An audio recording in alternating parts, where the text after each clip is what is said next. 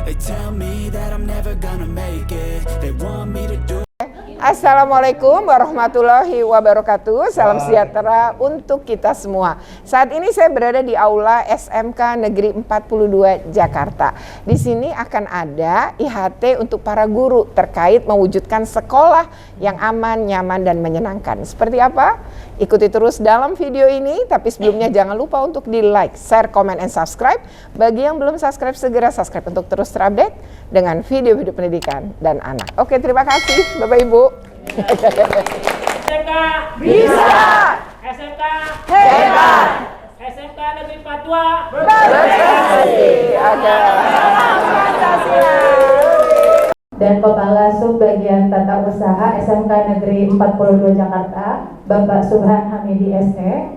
Yang kami hormati Bapak Ibu Wakil Kepala Sekolah, Bapak Ibu Kakom, Bapak Ibu Guru dan Tendik, serta tamu undangan dan juga narasumber kita, yaitu Ibu Retno Listiarti SPD MSI. Puji syukur atas hadirat Allah Subhanahu wa Ta'ala yang telah memberikan kita rahmat dan hidayahnya sehingga kita bisa berkumpul di aula SMK Negeri 42 Jakarta. Dan salawat serta salam kita haturkan kepada junjungan besar Nabi kita Muhammad Sallallahu Alaihi Wasallam. Semoga kita semua mendapatkan syafaat di yaumil akhir. Amin ya rabbal alamin. Selamat datang dalam acara IHT In-House Training Pengembangan SDM SMK Negeri 40. Kita sehat hari ini semua berkah. Sudah makan semua kan? Sudah ya. Kecuali yang puasa. Nah, kayak perkara lagi puasa. Bapak Ibu pakai jangan diganggu ya. Bapak Ibu, hari ketiga ini kita kedatangan tamu Bu Retno. Alhamdulillah pasti udah pada kenal. Ya, apalagi waktu zaman heboh waktu di SMA 3, masih ingat nggak Bapak Ibu? Masih ya, heboh. Saya yang tadi nggak kenal jadi kenal, oh ini Bu Retno gitu ya. Sering di TV. Terus, iya sering di TV. Waktu yang kemarin juga acara apa tuh yang di dinas rame-rame, tumpeng. Oh iya. Lomba tumpeng ada, yang foto-foto Bu Retno tuh. Walaupun Bu Retno nggak kenal saya, tapi saya tahu gitu. Jadi kebetulan hari ini kita bisa ketemu ya, jadi lebih jelas gitu ya. Ya Bapak Ibu, terkait dengan sekolah ramah anak, yaitu sekolah yang nyaman, aman, dan menyenangkan ya Bu Retno. Dan tidak asing lagi di depan kita adalah Ibu Retno Listiarti beserta Bapak Hendrik yang sangat fokus sekali kepada anak-anak ya Bu ya, membela anak-anak. Artinya kalau mungkin tadi ikut di TV ada tumpeng seperti ini, kalau saya malah melihatnya kalau ada kasus pasti Bu Retno ada di wawancara terus. Salam sejahtera ya, selamat siang dan salam sejahtera untuk Bapak Ibu sekalian, untuk kita semua. Terima kasih sudah diundang Bu Kepala Sekolah, senang sekali. Meskipun ini letaknya jauh banget gitu dari rumah saya maupun kantor saya, tapi saya dan Pak Hendri berkomitmen untuk hadir. Baik, Bapak Ibu, sebenarnya saya dengan Pak Hendri sering kolaborasi, tapi di Kemendikbud kami sering ke berbagai daerah, ketemu begitu banyak guru, tapi biasanya kita ketemunya guru dari berbagai kabupaten kota plus berbagai sekolah ya Pak Hendri. Dan memang ini sedang istilahnya digencarkan ya, karena pemerintah mengeluarkan Permendikbud 46 tahun 2023 tentang pencegahan dan penanganan kekerasan di satuan pendidikan. Jadi memang diakui bahwa terjadi kekerasan yang kemudian kita ingin memperbaiki sistem di sekolah, meskipun kekerasan yang terjadi kerap kali juga berasal dari rumah gitu ya. Next, mungkin saya bisa dibantu tampilkan PPT-nya, sudah saya kirim ya Bu Dwi. Baik. Presentasi tegak. Betul. Nah, oke. Nah, nanti Pak Hendri lebih ke disiplin positif. Saya mungkin lebih kepada Permendikbud 46-nya dan darurat kekerasannya ya, Bapak Ibu sekalian. Baik, kita akan coba lihat ya. Nah, ini lagi proses, kita tunggu ya Bapak Ibu. Jadi gini ya Bapak Ibu, tahun 2045 katanya adalah tahun dimana kita dapat bonus demografi. Yang kedua katanya itu adalah tahun yang menuju generasi emas. Nah, apakah impian itu akan jadi nyata gitu ya, kalau anak-anak kita kemudian mengalami berbagai bentuk kekerasan yang sebenarnya menghilangkan hal-hal positif pada dirinya, kreativitas pada dirinya, itu hilang kalau anak jadi korban kekerasan. Nah, oleh karena itu, kita mau bertanya, apakah anak sudah aman dari kekerasan selama dia berada di sekolah? Saya tentu nggak akan ngomong apa kata saya, tapi kata data saja. Next. Nah, Bapak Ibu, kalau kita ngelihat data Simponi, Kementerian Pemberdayaan dan Perlindungan Anak, tahun 2022, ya kalau 2023 kan belum dirilis ya, itu terdapat 806 kasus kekerasan yang terjadi di sekolah. Pelaku guru ada 376, tapi pelaku murid bahkan melampaui hampir 3 kali lipat dari jumlah kasusnya sendiri, yaitu 2.230 kasus itu melibatkan anak. Ini menunjukkan bahwa satu kasus itu bisa jadi pelakunya banyak, ya, sehingga mencapai segitu. Nah, lalu kita sering dengar ya, atau sering lihat video-video viral, umumnya adalah bentuk pengeroyokan.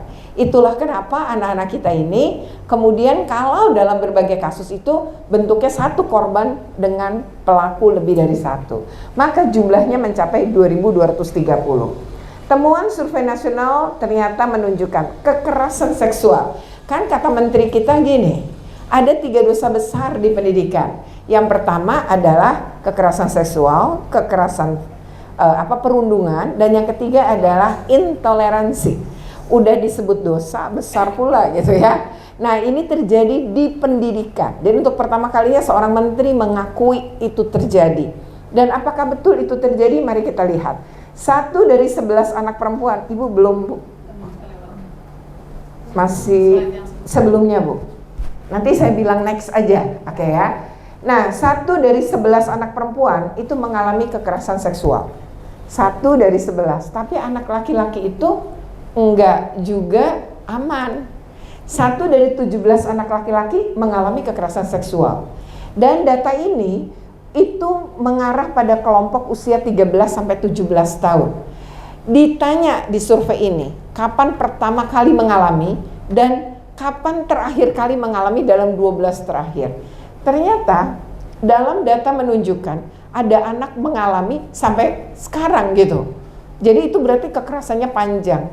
Tapi ada juga pertama kali tahun berapa, yang terakhir enggak. Tapi ada yang pelakunya berbeda dan dia terus mengalami juga. Ini misalnya kasus kekerasan seksual. Next. Nah, kalau kekerasan emosional berarti psikis ya. Dan Permendikbud 46 itu disebutin kekerasan psikis ya termasuk bentuk kekerasan. Mari kita lihat misalnya terkait dengan kekerasan psikis. Nah, Bapak Ibu, untuk kekerasan psikis ternyata anak kita itu 3 dari 5 anak perempuan mengalami. Tapi anak laki-laki bahkan 1 dari 2. Berarti kan 50% ya. Jadi setiap 2, 1 pasti mengalami masalah kesehatan mental. Nah, sama pelaku ini pun usianya di antara 13 sampai 17 tahun. Baik dia sebagai pelaku maupun dia sebagai korban. Sekolah. Nah, Bapak Ibu, anak-anak kita ini nggak mungkin gini loh, dibully hari ini, besok bunuh diri, nggak mungkin. Bunuh diri itu faktornya tidak tunggal dan biasanya panjang prosesnya. Seharusnya kita sebagai guru bisa melihat tanda-tanda itu juga. Kepekaan ketika anak mengalami depresi. Jadi stres yang berkepanjangan, lama-lama depresi. Dan depresi itu terlihat sebenarnya. Hanya saja mungkin kita tidak peka atau kita tidak mengetahui. Itu terjadi misal kasus Temanggung. Murid yang kemudian membakar sekolah itu adalah korban perundungan bertahun-tahun dari temannya. Ngadu tapi tidak ditangani dengan baik. Yang terjadi kemudian apa? Anak malah si kepala sekolah bilang, anak ini suka cari perhatian, Bu. Seperti apa? Itu loh, tiba-tiba dia bilang ngelihat makhluk halus.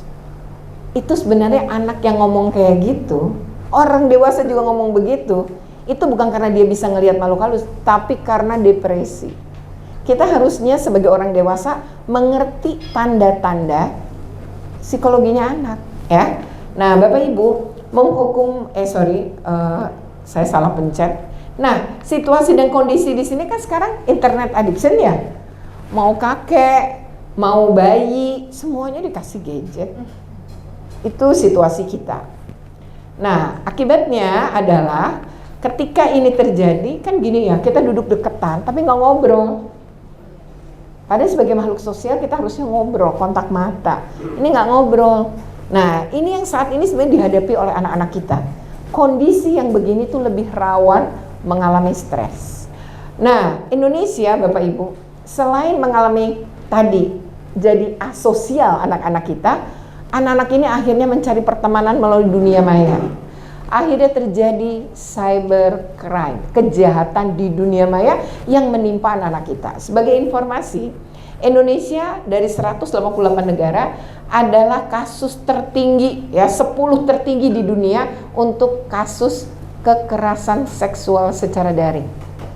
Jadi Bapak Ibu, anak kita tuh bisa mengalami perkosaan secara daring tanpa bertemu, tapi diperkosa itu bisa. Lalu kita juga bisa mengalami pelecehan maupun pencabulan di dunia maya. Nah, ini yang terjadi sebenarnya saat ini. Ada 3 ancaman utama dari anak-anak kita yang tumbuh di era digital. Karena ini kekerasan seksual bisa juga terjadi itu karena dunia maya, ya, tapi bisa jadi penyebabnya sebenarnya anak-anak yang kecanduan misalnya pornografi, itu juga anak-anak yang mungkin mengalami stres. Dia mencari pengalihan. Nah, di sini peran kita menjadi penting, ya. Nah, data KPPA menunjukkan bahwa anak usia 12-17 merupakan sasaran pelecehan, ya, dan eksploitasi seksual secara online. Lalu, Center for Digital Society mengatakan bahwa anak usia 13-18 tahun itu kena cyberbullying juga, ya, menjadi korban cyberbullying, dan juga 38%, 6,41% mengaku sebagai pelaku. Jadi anak-anak kita ini juga mengalami berbagai bentuk kekerasan di dunia maya berupa cyberbully. Berikutnya adalah platform yang sering digunakan oleh anak-anak kita. Sebenarnya WhatsApp, Instagram maupun Facebook. Mungkin Facebook sudah tidak terlalu, ya. Nah, tapi IG mereka pindah. Makanya penting sebenarnya ibu bapak guru itu berteman, punya IG dan berteman dengan setidaknya kalau kita jadi wali kelas, ya murid kita yang 36 itu. Karena kita juga jadi bisa lihat percakapan mereka, apa yang terjadi di mereka. Kan anak-anak umur segini tuh suka galau, terus posting-posting kegalauan, ditangkap predator anak, dideketin secara jabrian. Nah, nanti di situ dia mengalami kekerasan seksual. Nah, Bapak Ibu, orang asing itu bisa menjadi ancaman bagi anak-anak kita. Dia predator seksual, sextortion, dan penipuan. Tapi bisa juga teman. Ya, penipuan ini paling banyak, orang dewasa saja banyak ketipu, ya. Teman, cyberbullying, ngeprank, ya, sextortion atau contoh buruk. Ya, jadi temannya nyontohin hal buruk terus berteman, anak kita berteman. Itu juga bisa menjadi contoh. Berikutnya diri anak itu sendiri. Berbagi berlebihan, ya, berbagi di media sosial secara berlebihan. Sexting, intimidasi, mengunduh atau membagikan konten ilegal. Anak murid kita kan generasi Z, ya Bapak Ibu, usia 11-26 tahun. Nah, ini kelompok terbanyak berbagi atau oversharing. Mereka tuh punya pengetahuan tentang keamanan online, tapi mereka paling rentan terhadap penipuan, ya. Nah, berikutnya kita lihat apa itu eksploitasi dan pelecehan seksual anak di ranah daring, ya. Kita lihat nih contohnya Bapak Ibu. Yang pertama adalah materi yang menampilkan kekerasan atau eksploitasi anak. Ini mulai ngirim gambar video porno ke anak-anak. Dan kasus yang terkecil ini adalah anak-anak SD umur 12. Itu waktu itu penanganannya adalah kebetulan kejadian di Lampung. Satu SD itu 22 korban, semuanya kelas 6. Dimulai dari satu kegalauan seorang anak, ditangkap predator anak, lalu predator anak ngedeketin, lalu membujuk supaya teman-temannya mau bikin grup WA. Di situ terjadi pengiriman, karena anak-anak ini udah mulai pingin tahu apa itu kesehatan reproduksi, tentang sex education, tapi kita itu merasa tabu. Akhirnya anak cari sendiri. Nah, anak umur 12 ini kemudian bergabung lewat grup WA yang isinya 36, tapi yang berasal dari satu sekolah 26. Ternyata ketika polisi ini berhasil masuk setelah gurunya. Jadi satu anak ngomong ke gurunya, terus gurunya mencoba masuk dan mulai di situ dia tahu, lapor polisi. Polisi meminta dia untuk terus chattingan sama si pelaku untuk tahu posisi. Ternyata posisinya berada di Palembang. Anak-anak yang menjadi korban dari 3 provinsi yang berbeda. Nah, di sini anak-anak itu udah kecanduan karena hampir tiap hari dikirimi video-video porno oleh pelaku. Berikutnya adalah grooming online untuk tujuan seksual. Misalnya nih kasus yang paling kecil usia 8 tahun dari game Hago. Game Hago itu ada percakapan antar pemain. Lalu di situ kan ada kalau biar kita tuh naik tingkat makin kuat, itu disuruh kemudian beli sesuatu kan. Nah, beli-beli ini tuh nilainya bisa 50 sampai 100 ribu. Si pelaku menawarkan, kita beliin 100 ribu tapi kirim foto bugil. Nah, anak 8 tahun tuh nggak ngerti, dia pikir tinggal foto kok di kamarnya lalu kirim. Ini karena dari kecil kita nggak ngajarin bahwa di tubuhnya ada yang nggak boleh dilihat dan dipegang orang lain kecuali dirinya. Akhirnya dia dengan mudah membagi dirinya yang seharusnya nggak boleh, hanya dia yang boleh lihat. Itu dikirim, lalu dikasih 100 ribu nilai yang tadi untuk masuk ke dalam game dia. Nah, nanti terus nih, mau lagi nggak gitu ya. Sampai ada beberapa foto bugil yang berikutnya adalah ancaman. Harus bikin video, kalau enggak ya saya kirimin nih ke orang tua kamu. Sebelumnya dia udah nanya, nah orang tuanya udah, itu yang terjadi. Nah, itu 8 bahkan 8 tahun umur yang paling kecil. Berikutnya sexting. Sexting ini biasanya pacaran. Dia kemudian, ayo dia di sana, kita di si yang bersangkutan di sini. Saya pakai video call, kemudian ayo dong buka bajunya, gitu. Jadi buka dulu jilbabnya, nanti buka bajunya. Itu yang dilakukan namanya sexting. Jadi sama-sama ngebuka. Nah, itu biasanya anak pacaran. Saya pernah nanganin di Jakarta Pusat, dua-duanya Jakarta Pusat, tapi 2 sekolah yang berbeda pacaran. Ketika putus, si cowok kirimin disebarin yang sexting tadi. Nah, tersebar di 2 sekolah. Kan kalau sexting kan berarti si cowok ngerekam si cewek ngerekam si cowok. Yang dikirim kan berarti rekaman si cewek kan. Nah, berarti yang punya siapa? Hanya si cowok kan. Nah, jadi kalau kita ngasih foto atau video tidak senonoh kepada siapapun, ajarkan kanan kita bisa ngendaliin nggak? Enggak, bahaya, ini terjadi. Berikutnya adalah pemerasan seksual. Ini kejadian misalnya Rebecca yang sempat pacaran sama kakaknya Fuji misalnya, kan tuh rame banget. Dia pacaran bertahun-tahun, ternyata ketika melakukan itu direkam kan. Rekaman ini kemudian kalau tidak memberi sejumlah uang akan disebarkan. Si Rebecca tuh sebenarnya udah sering kirim uang, tapi lama-lama terjadi peningkatan jumlah.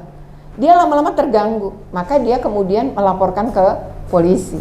Nah, sebagai bentuk pemerasan sekaligus undang-undang ITE karena menyebarkan konten tidak senonoh.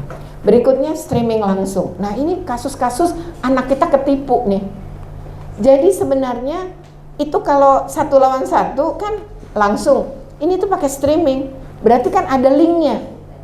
Si cowok ini bikin link, lalu siapapun bisa bersama-sama nonton si cewek yang dikirimin video. Pikir si cewek ini hanya dia dan si cowok itu.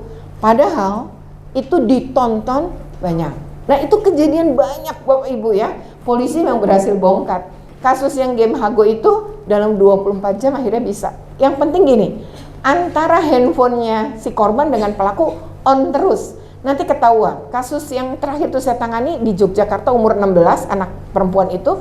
Dia mengalami itu ya, dan dia ternyata pelaku adalah ngakunya mahasiswa kedokteran, ternyata pengangguran di Aceh Utara. Nah, itu bisa terjadi dan tentu kan polisi begitu tahu letak posisi, oh udah ketangkep karena punya alatnya, polisi langsung kontak dong dengan Polresnya Aceh Utara, lalu ketangkap. Nah, dan menjadi pelaku kekerasan buat anak. Apa yang belum tepat sebenarnya Bapak Ibu? Harus banyak perhatian. Ya? Banyak perhatian sama anak-anak. Harus banyak perhatian buat anak-anak. Artinya Bapak mau bilang bahwa selama ini kita kurang memberi perhatian buat anak-anak. Betul nggak Pak? Harus kita tingkatkan gitu Pak. Iya, tapi itu sama dengan Bapak bilang bahwa selama ini kami nggak memberikan perhatian buat anak dengan baik. Ada, tapi tidak sebaik yang diharapkan anak. Oke, apa lagi Bapak Ibu? Apa yang kurang? Kurang membuat anak bahagia. Kurang membuat anak bahagia. Oke, apa lagi? Kemungkinan dari rumah Pak, dari rumah perasaan perhatian dari orang tuanya atau dari masyarakatnya juga ada faktor pendukungnya. Oke. Kalau itu sampai terjadi kurang perhatian dari rumah, kita sendiri sebagai guru kurang perhatian, terus anak melakukan kesalahan. Ibu, saya izin telepon ya sebentar. Kalau penyebabnya malah dari kita. Terima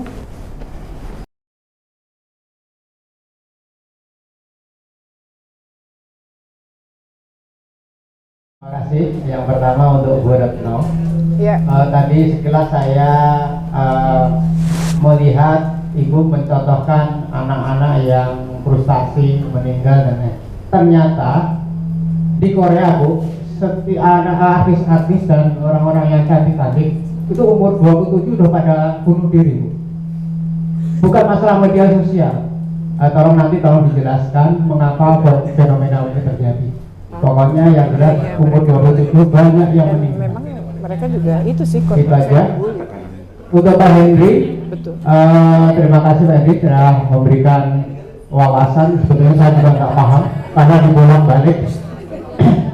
Begini Pak Henry, di kelas pernah menanya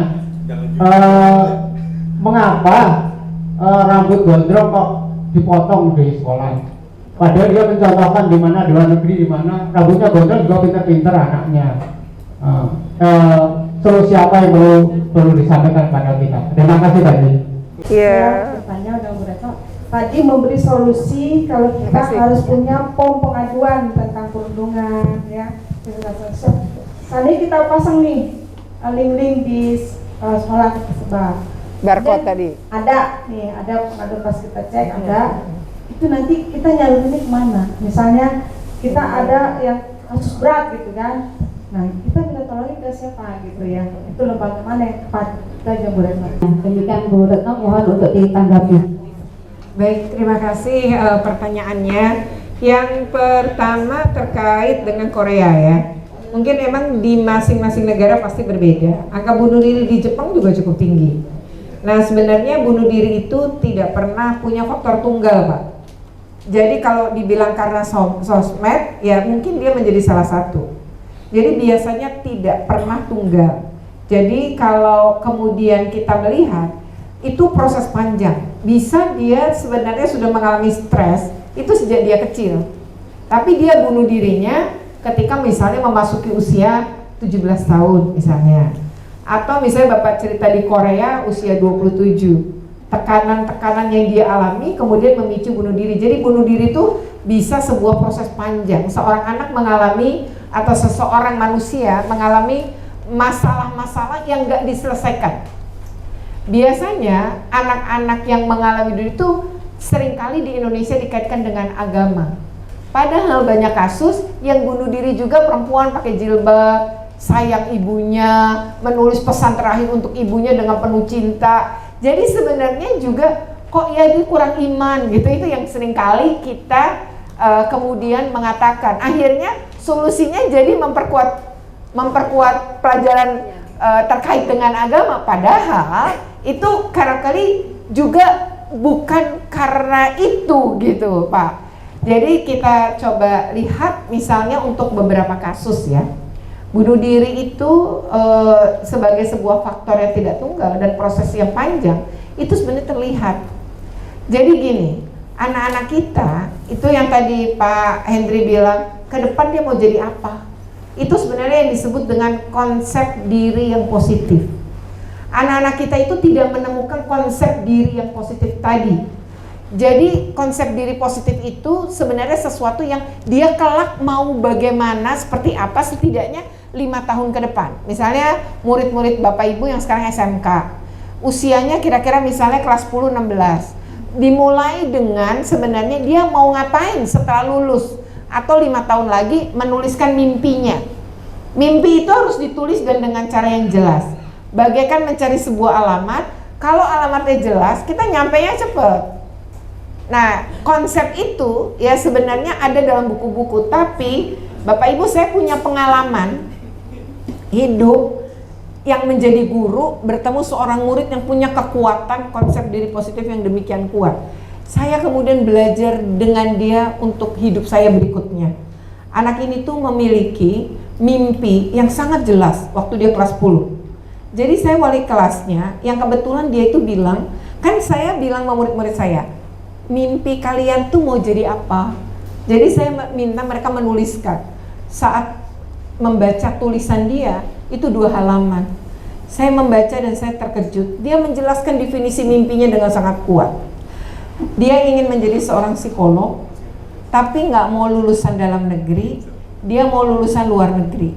Berdasarkan browsing yang dia lakukan, ternyata itu ada di Jerman, sebuah universitas yang dia tuh terbaik tentang psikologi. Dia pingin sekolah di sana. Lalu kan saya menuliskan di situ, apa yang kamu persiapkan untuk mencapai mimpi? Dia menuliskan, saya memilih SMA 13 karena di SMA 13 ini pelajaran bahasa asing lainnya adalah bahasa Jerman. Jadi saya butuh itu. Nah itu karena tadi dia punya mimpi yang jelas kan. Nah ternyata seiring dengan waktu, ternyata nggak cukup di sekolah ini belajar bahasa Jerman. Maka saya memutuskan les bahasa Jerman. Jadi mimpi itu bisa diperbaiki untuk memperkuat dan mendekatkan impiannya. Ternyata saya terkejut banget ketika dia betul-betul les bahasa Jerman. Lalu ketika mulai kelas 12, baru saja mau naik kelas, dia menceritakan ke saya dan minta saya ngasih masukan terkait dengan proposal yang dia buat untuk dapat beasiswa ke Jerman. Dan saya membaca, sebenarnya ini udah luar biasa, tapi secara substansi terkait dengan psikologi mungkin saya tidak mampu memberi masukan, tapi dari sisi tulisannya anak bagus banget. Nah lalu saya lebih terkejut lagi adalah ketika dia mulai menawarkan proposal, ditolak Bapak Ibu. Ditolaknya tuh nggak kira-kira 9 kali penolakan. Tiap ditolak dia cerita ke saya, dan tiap dia jatuh merasa down, yang ditemui adalah saya. Kenapa? Karena saya adalah satu-satunya guru dan orang dewasa yang percaya mimpinya. Satu-satu orang nggak percaya lagi, termasuk ibunya dia. Bahkan ibunya dia sempat bilang, kamu kayaknya harus ganti mimpi. Sementara bapaknya bilang ke dia adalah, saya nggak tahu ya, kamu nih waras atau tidak akhirnya. Karena mimpinya dia tuh berkembang makin kuat, yang justru menurut bapak ibunya, mereka makin gak bisa memenuhi karena miskin. Maksudnya nggak akan mampu kita bayarin. Nah dia bilang, saya nggak minta uang bapak ibu, saya hanya minta doanya. Nah ketika ke-9 kali, saya hampir ngomong sama dia, nah mungkin memang betul kali ya kata orang-orang, ganti mimpi, kamu S1-nya di Indonesia, ambil Universitas Indonesia, setelah itu S2-nya aja di Jerman. Saya hampir mengatakan itu, tapi ternyata kiriman yang ke-10, jadi dia perbaiki terus proposalnya, pas yang ke-10 dia dapat. Dia betul-betul dapat, dan saya orang pertama yang diberitahu keberhasilan itu, karena waktu itu lewat email. Saya memeluk dia, dan saya menangisnya itu apa? Jatuh bangun. Karena saya melihat proses bertahun-tahun, walau saya bukan wali kelasnya lagi, tapi saya jaga dia, karena saya tuh ingin dia mencapai mimpinya, gitu. Nah, sampai satu hari dia berangkat, waktu keberangkatan dia itu, dia dapat beasiswa penuh ya Bapak Ibu. Nah, waktu dia mulai kuliah, dia ubah lagi mimpi itu, dia perbaiki. Bukan diubah, dipertajam. Dia pingin kuliah S2, karena untuk sebagai psikolog tuh harus kuliah S2. Oke ya, demikian ya kegiatan ini. Semoga video ini bermanfaat. Jika bermanfaat, jangan lupa untuk di-like, share, comment, and subscribe. Bagi yang belum subscribe, segera subscribe untuk terus terupdate dengan video-video pendidikan dan anak. Oke, terima kasih. Wassalamualaikum.